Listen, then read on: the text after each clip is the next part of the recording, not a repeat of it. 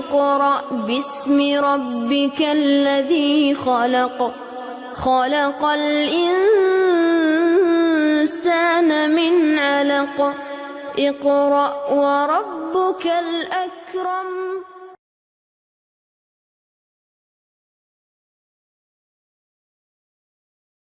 السلام عليكم. بسم الله الرحمن الرحيم. اللهم صل على سيدنا محمد وعلى آله وصحبه وسلم تسليما. ولا حول ولا قوة إلا بالله العلي العظيم. الحمد لله. Allah subhanahu wa ta'ala says in the Quran, اقترب للناس حسابهم وهم في غفلة معرضون, that people's reckonings are drawing nearer, and yet people are in heedlessness, not thinking about that. اقترب للناس حسابهم, يوم الحساب, يوم القيامة, the day of judgment. Allah subhanahu wa ta'ala described the state of these people is that they're وهم في غفلة. Ghafla is a word in Arabic. It has a lot of different meanings. But generally, whenever you have a word that begins with ghain, it has to do with some kind of covering or something being hidden, something being veiled, like ghaba and ghafara, to cover over. And so the basic meaning of it is that people are in a state of heedlessness. Ghafla, the ghafil is heedless. Mughaffal is a simpleton, a fool. Somebody that can be easily tricked is mughaffal. Somebody that other people can fool them is a simpleton. So the idea that people are in a state of ghafla is a very strong Quranic idea. Allah subhanahu wa ta'ala says in the Quran, وَلَقَدْ ذَرَأْنَا لِجَهَنَّمَ كَثِيرًا مِنَ الْجِنِّ وَالْإِنسِ. We have prepared for the hell many multitudes of the jinn, unseen creatures, and the ins, human beings. لَهُمْ قُلُوبٌ لَا يَفْقَهُونَ بِهَا. They have intellects. Here the word qalb means intellect. They have intellects, but they don't use them. They don't understand with their intellects. لَهُمْ قُلُوبٌ لَا يَفْقَهُونَ بِهَا. لَهُمْ أَعْيُنٌ. They have eyes. لَا يُبْصِرُونَ بِهَا. But they don't see with their eyes. They don't see with their eyes. لَهُمْ قُلُوبٌ لَا يَفْقَهُونَ بِهَا. لَهُمْ أَعْيُنٌ لَا يُبْصِرُونَ بِهَا. وَلَهُمْ آذَانٌ. And they have ears. لَا يَسْمَعُونَ بِهَا. But they don't hear. أُولَٰئِكَ كَالْأَنْعَامِ. Those people are like dumb beasts, like cattle and sheep. But then the Quran says, بَلْ هُمْ أَضَلٌ. No. And this is a rhetorical istidrak. In Arabic, bal is used to clarify something if you made a mistake or said something that wasn't clear. Here it's used rhetorically. They're like animals. No. بَلْ هُمْ أَضَلٌ. Why? أُولَٰئِكَ هُمُ الْغَافِلُونَ. Because they're in a state of heedlessness. Now if you look at the animal kingdom, you will not find animals in a state of heedlessness. Animals, no matter what they're doing, are always in a state of awareness. If you watch an animal eating, even a dog, it'll immediately sense if somebody comes near it. If you watch a rabbit eating, rabbits move their ears around. Why? Because they're worried. There's something that threatens them. There's some danger.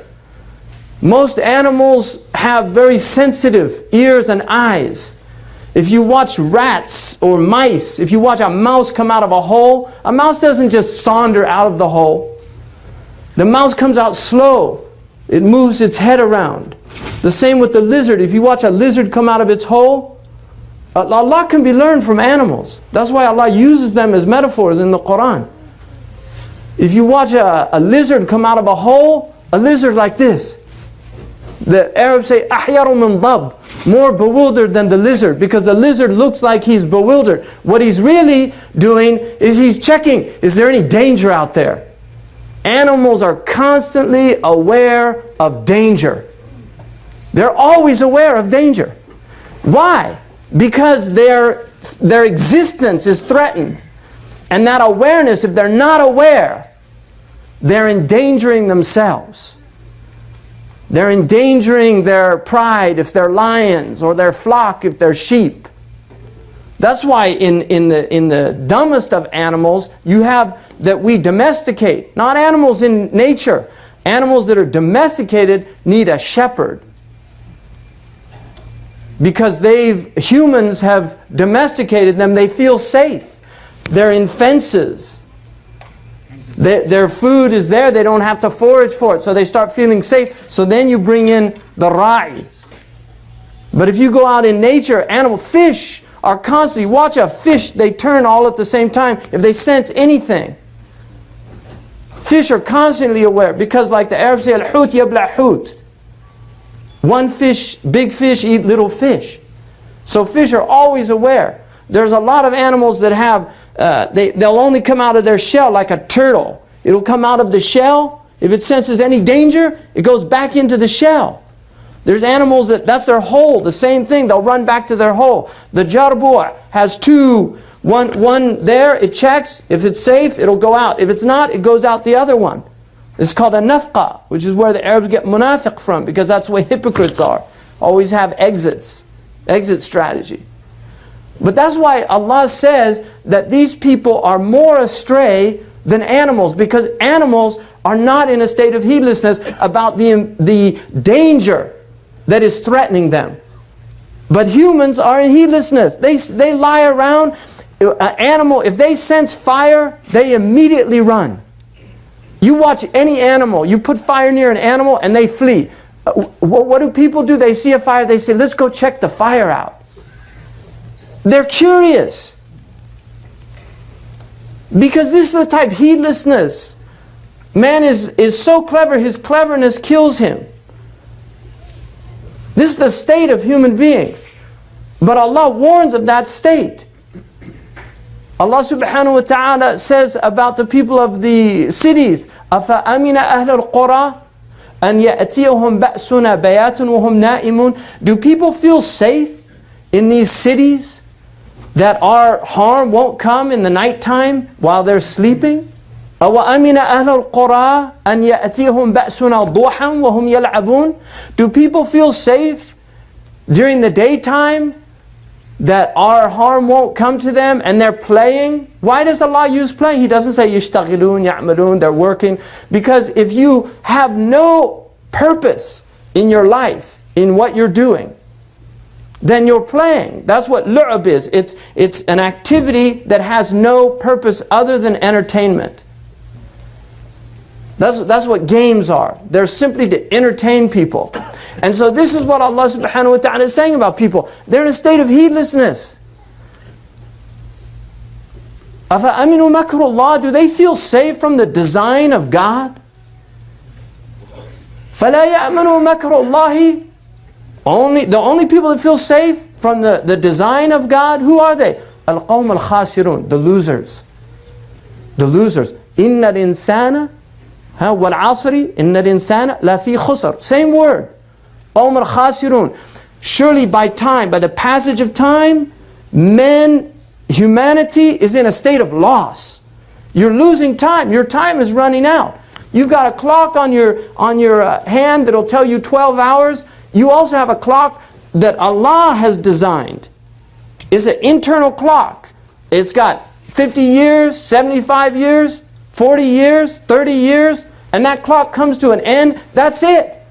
You don't get a battery recharged. If your clock breaks down here, you go and get it fixed. No, it's over. And then people, what do they say? Irji'ni a'mal salihan. Let me go back, I'll do good. That's what people say. That's the state of people. It's a state of heedlessness. People are walking around daydreaming. They're completely unaware. I was taking my children across the street yesterday. It was at night, and they had ridden somewhere. I rode with them. And I said, look, when you go across the street, you have to be completely aware, because these people are sleeping. They're driving around, they're daydreaming. People are on automatic pilot.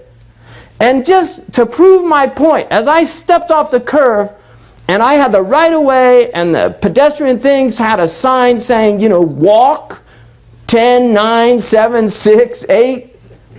And a car swerved, almost hit me, coming around, and this lady looks at me, And like she didn't even see me. Just to prove the point. You know, that could have been it for me. But that's the state people are in. They're in a complete state of heedlessness. When you're driving out there, driving is ibadah. Because you have a weapon of mass destruction behind you. That's what you've got there. That's a weapon of mass destruction. And you don't give weapons of mass destruction to idiots. A car can kill large numbers of people. You can kill 50 people on the freeway. We had 30 people die, 33 people died in Virginia. It's a national catastrophe. You know how many people died yesterday in automobile accidents? But people don't think of that. But it's the same type of heedlessness. That's what people are in. They're in a state of ghafla, and that is what the Quran is warning about. Don't be in that state. Don't be in that state. Don't be worse than animals, because animals aren't in that state. Animals are thinking about danger. Danger. They're aware of their enemies. We're not aware of our enemies. Nafs, shaitan, hawa, and dunya. Those are the enemies of man. Nafs, shaitan, hawa, and dunya. Just like every animal out there has natural enemies that it's worried about constantly. It's vigilant about. Why? Because it doesn't want to lose its life. And humans should be conscious of losing their eternal life. That's what we're here for. We're here to prepare. If you look, Imam Raghib al-Isbahani says that Allah has given us 3 powers, quwwah, that He put in the human being. The first quwwah is called shahawiyya, which is a power that we share with animals. It's called appetitive. And it's part of our animal nature, because human is hayawan. But he's hayawan natiq, like the Arabs say, an articulate or a rational animal. But that power, the ability this power of appetite is a healthy thing when it's kept in check. And that's the mashrab, the ma'kal, and the mankah.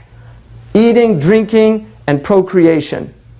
That's the shahwa that human beings have been given. And then you have the quwwa al-ghadabiyya, which is called the irascible power or faculty that God has put into man. And this relates to the emotions. It's why people get angry. And that's put in there for a reason, because you should get angry about things that should elicit proper anger. But you should get angry for the right reasons, in the right degree, at the right time, and towards the right object. You don't just get angry. There's people now walking around, they're just filled with rage. They're filled with anger. They'll get angry at the slightest thing. Because that's their state. That's the hal that they're in. Because the irascible self has overwhelmed them. Just like there's people now just looking for, there's people, 40 million downloads of pornography in this country every day. 40 million. The highest pornographic downloading going on per capita are in Muslim countries. You can look at the Google, research on it. And I'm reading a book on this subject right now. I can't even believe it, what's going on out there. Because people are complete slaves of themselves. And that's total heedlessness. You couldn't do something like that unless you were in a complete state of heedlessness. That's what it is. It's total heedlessness. And now shaitan has vehicles, has their machines and technology that can completely destroy a human being. Completely. You'll put out your inner eye, blind it. It's like taking a, the scholars of this science say that the inner eye is more sensitive than the outer eye. The spiritual eye is more sensitive than the outer eye. Just like when you get a little speck of sand in your eye, you can't see, you just want to clear your eyes. Anything that you're looking at that is haram, that's what it's doing to your inner eye, but worse. It's like stabbing it. It's like stabbing it. And that's what people are doing. That's what they're in. It's all heedlessness. That's why Imam al-Junayd said that the real root cause of all sin, crime, evil in the world is ghafla. That's what he said. That is the root crime. Human beings are sleepwalkers in somnambulant states. not aware that the time is coming. We're going to have to meet Allah subhanahu wa ta'ala. اقترب للناس حسابهم وهم في غفلة. The reckoning is drawing near, and people are in heedlessness. They're not thinking about it. The Prophet ﷺ was thinking about it constantly. حاسبوا قبل أن تحاسبوا. Take yourself to account before you're taken to account. عدوا أنفسكم من أصحاب القبور. Consider yourselves already in the grave. That's a hadith in Sahih Muslim. Consider yourselves already in the grave. Be prepared to meet Allah subhanahu wa ta'ala. It's real. It's real. النار حق والجنة حق. I mean, those are hadiths. Fire is real, paradise is real, the day of judgment is real, the whole, it's all real. This is the illusion. People think they're going to be here forever. There were people 100 years ago listening to the same ayahs, hearing the same, they're all gone, they're dead. All of them, they're all gone. And here we are, and we're going to be gone, and these young people, they'll be sitting here with the same problems, the same stupidities, the same miserliness, greed, envy, backbiting, namima. All the same diseases. And that's why in the hadith, the Prophet ﷺ, when he said, Safiru taghnamu, set out on the journey and reap the rewards. Raghib Isbahani said, don't take this as some kind of outward journey. The Prophet, when he tells you a commandment, because outwardly, merchants, when they go out on a journey, they benefit. Safiru fil asfari khamsu fawaidi, like the Arabs say. Travel, there's 5 benefits in traveling. You get benefit from travel. But this is a spiritual traveling. Set out on a journey to God, to Allah subhanahu wa ta'ala. And he says that journey, and finally, before I get to that, the third quwwah is the quwwah an-natiqa. It's the rational soul, the power, the faculty that human beings have that separates them from all other species on this planet, with the exception of the jinn. That faculty is the ability to reason. It's the ability to think. And if that faculty is meant to be in control of the other 2 faculties. But what's happened is, qalb al-haqa'iq, it's switched over. The horse is riding the man. The donkey is riding you. That's what's happening. It's switched, it's completely backward. You can tell people that it takes, your basal metabolic rate is like 1,600, it'll burn 1,600 calories a day, right? So you just need that just to survive. I mean, you'll burn fat or something like that for a certain amount of time, and then the body starts eating itself, then you die. That's what you need. And then, based on your movement, you need something on top of that. 500, 1,000, depending on what people do. Laborers need more. People that use their intellect need more because there's glucose. You have to have caloric intake for thinking. So, but there's people out there eating 4,000 calories a day. Every time they get on the scale, they see it going up. They get diabetes. And then they pray, for a shifa. Allahumma shfini. People eat all that ghee and dalda and this, that, and the other.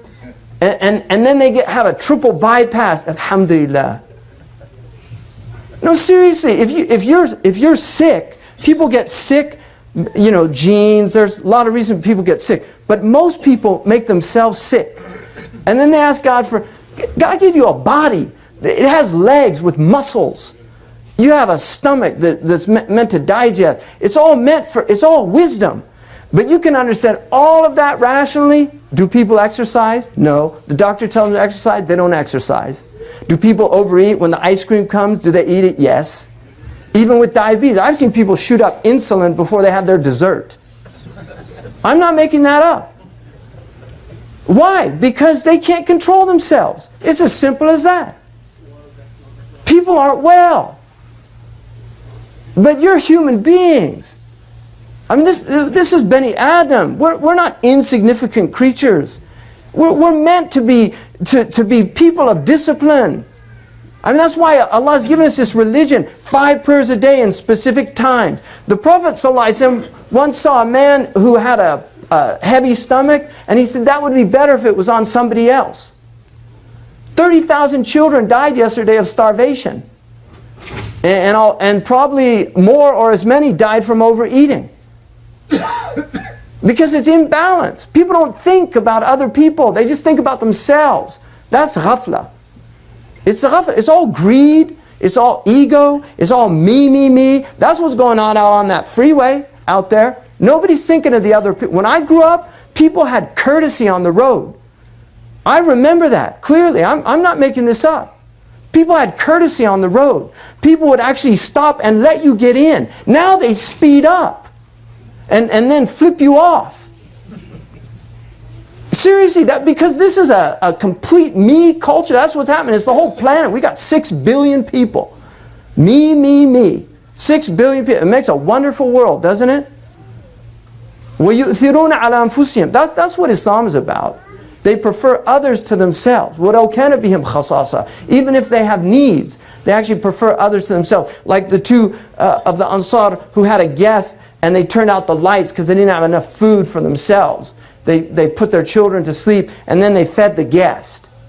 And the Prophet ﷺ said, Allah was pleased with what you did last night. Because Allah is aware. Those are real people. Those are human beings. It's not all these selfish people out there. It's not all these people filled with that me, me, me attitude. It's human beings. That's what we're supposed to be. We're supposed to be human beings. Now, if you look what happened in Virginia, I mean, there's a lot of, it's a very deep problem.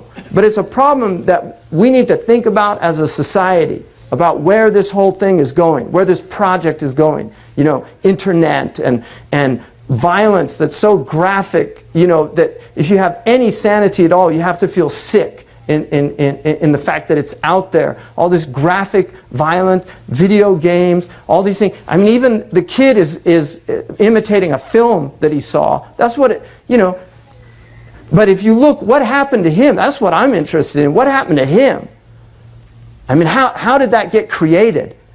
Humiliated, laughed at because he's Korean, made fun of by his, go back to China. People don't even know the difference between a Korean and a Chinese person.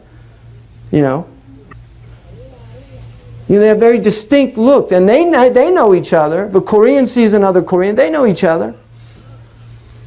Chinese know each other.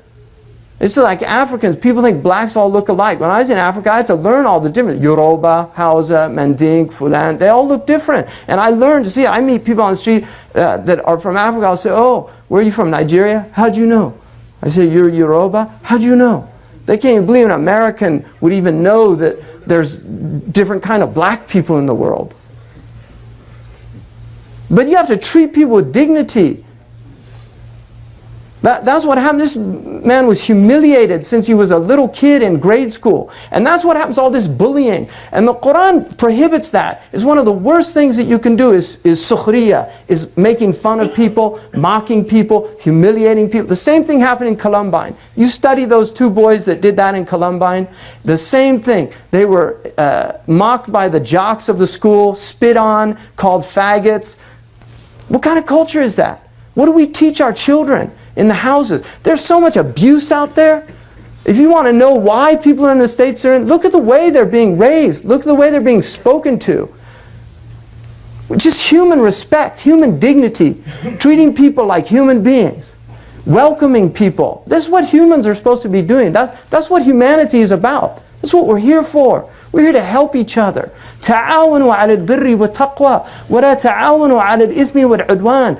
Work with each other in righteous things. Don't work with each other in harmful things. Allah says, لا يسخر قوم من قوم. Don't let one people mock another people. And قوم here is nakira. It's an indefinite substantive. Whenever you have a negative before that, it means anybody. It's للعموم, like the usuliyun say.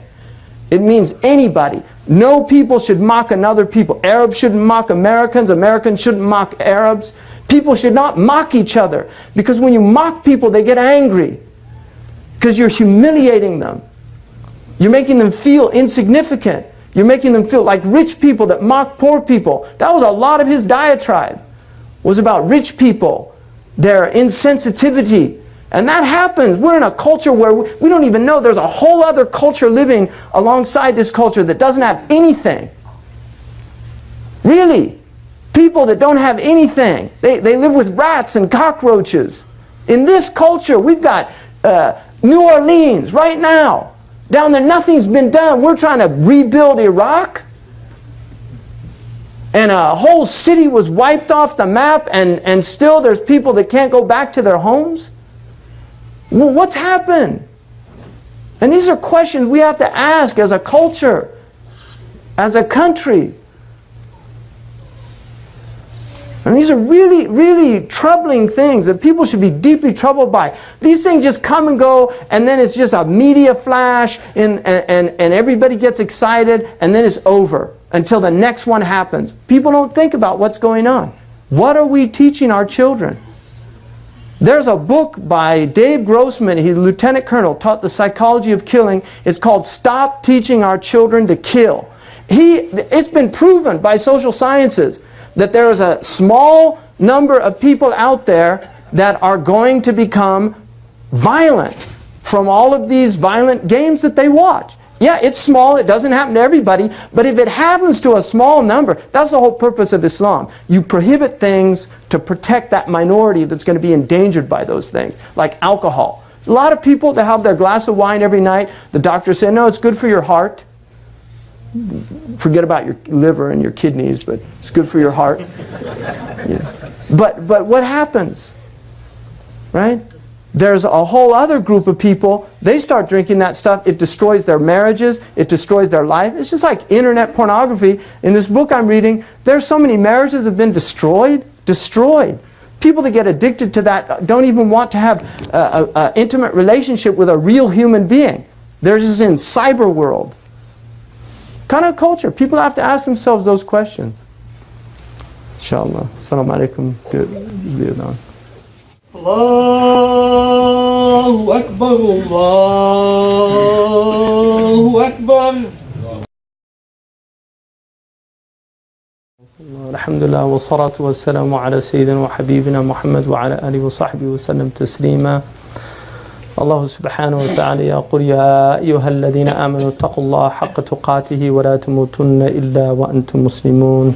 يا أيها الناس اتقوا ربكم الذي خلقكم من نفس واحدة وخلق منها زوجها وبث منهما رجالا كثيرا ونساء واتقوا الله الذي تساءلون به والأرحام يا أيها الذين آمنوا واتقوا الله وقولوا قولا سديدا يصلح لكم أعمالكم ويغفر لكم ذنوبكم ومن يطع الله ورسوله فقد فاز فوزا عظيما. إن الله سبحانه وتعالى يقول في القرآن وفروا إلى الله. الفرار إلى الله سبحانه وتعالى هو الخوف منه سبحانه وتعالى، وهو أن يتمسك الإنسان بما أمره الله سبحانه وتعالى من أحكامه ومن شرائعه من دينه ومن سنة نبيه صلى الله عليه وسلم. وهذا الفرار كذلك يدل على السفر، فالله سبحانه وتعالى أمر الإنسان أن يسافر إليه، وهذا السفر هو السفر معنوي. الله سبحانه وتعالى كذلك أمرنا بالزاد لهذا السفر، فقال وتزودوا فإن خير الزاد التقوى. التقوى هو خير الزاد في هذه الرحلة. والله سبحانه وتعالى كذلك أمر الإنسان وقال له وجاهدوا في الله حق جهاده. فبعدما تعرف الهدف أو المقصد من الحياة وهو الفرار إلى الله سبحانه وتعالى، ثم تتزود لهذا السفر، وبعد ذلك لابد من المجاهدة في الطريق مع الدابة، والدابة هي نفسك التي بين جنبيك، هذه الدابة التي تواصل الإنسان إلى ربه. فالله سبحانه وتعالى أمر بذلك، فالذي فعل ذلك الله سبحانه وتعالى وعده الجنة. والنبي صلى الله عليه وسلم قال في حديث يرويه أبو هريرة رضي الله عنه يقول قال رسول الله صلى الله عليه وسلم إن الله يرضى لكم ثلاثا ويكره لكم ثلاثة، فيرضى أن تعبدوه ولا تشركوا به شيئا وأن تعتصموا بحبل الله ولا تفرقوا، ويكره لكم قيل وقال وكثرة السؤال وإضاعة المال. فأوصيكم وأوصي نفسي بتقوى الله سبحانه وتعالى في السر والعلانية. وادعوه إن الله سبحانه وتعالى يستجيب الداعي إذا دعاه. بسم الله الرحمن الرحيم. الحمد لله والصلاة والسلام على رسول الله. إن الله سبحانه وتعالى أمر عباده وبدأ به بنفسه وثنى به بملائكته حيث قال يا إن الله وملائكته يصلون على النبي يا أيها الذين آمنوا صلوا عليه وسلموا تسليما. اللهم صل على سيدنا محمد وعلى آل سيدنا محمد كما صليت على سيدنا إبراهيم وعلى آل سيدنا إبراهيم في العالمين إنك حميد مجيد. اللهم اقسم لنا من خشيتك ما تحول به بيننا وبين معاصيك ومن طاعتك ما تبلغ به جنتك ومن اليقين ما تهون به مصائب الدنيا ومتعنا بأسماعنا وأبصارنا وقوتنا أبدا ما أحييتنا واجعل ثأرنا على من ظلمنا وانصرنا على من عادانا ولا تجعل مصيبتنا في ديننا ولا تجعل الدنيا أكبر همنا ولا مبلغ علمنا ولا غاية رغبتنا ولا إلى النار مصيرنا. اللهم بارك في هذا المسجد وفي الحاضرين والغائبين. اللهم من مات عندنا في هذا اليوم فاغفره وارحمه وتب عليه يا أرحم الراحمين. اللهم سلمنا إلى أهالينا سالمين غانمين يا أرحم الراحمين واجعلنا من الفائزين يوم الدين يا أرحم الراحمين. اللهم أيقظنا من الغفلة ومن الاحتقار ومن الافتخار ومن كل صفة تبعدنا عنك يا أرحم الراحمين وطهر قلوبنا وألسنتنا. اللهم وحد صفوفنا وألف بين قلوبنا أنت أرحم الراحمين. سبحان ربك رب العزة عما يصفون والسلام على المرسلين والحمد لله رب العالمين. إن الله يأمر بالعدل والإحسان وإيتاء ذي القربى وينهى عن الفحشاء والمنكر والبغي يعظكم لعلكم تذكرون واذكروا الله يذكركم واشكروه ولا تكفرون وأقيموا الصلاة لذكره. اقرأ وخيّا ورتل القرآن